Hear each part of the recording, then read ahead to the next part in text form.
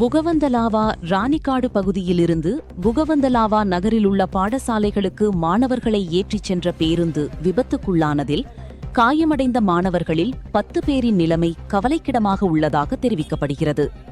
இன்று காலை 7:30 மணியளவில் ராணிக்காடு புகவந்தலாவா பிரதான வீதியின் கெம்பியன் தோட்ட பகுதியில் இந்த விபத்து நேர்ந்துள்ளது.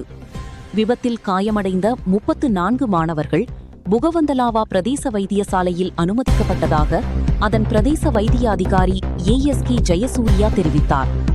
பயணத்தில் இருந்த தனியார் பேருந்தின் பிரேக் தொகுதியில் திடீரென ஏற்பட்ட இயந்திர கோளாறு காரணமாக பேருந்தை கட்டுப்படுத்துவதற்காக சாரதி அதனை வீதியோரத்தில் இருந்த மண்திட்டில் மோதச் செய்து நிறுத்த முற்பட்ட போது இவ்விபத்து ஏற்பட்டுள்ளது. கடுமையாக காயமடைந்துள்ள 10 மாணவர்கள் மேலதிக சிகிச்சைகளுக்காக டிப்போயா ஆதார வைத்தியசாலைக்கு மாற்றப்பட்டுள்ளனர்.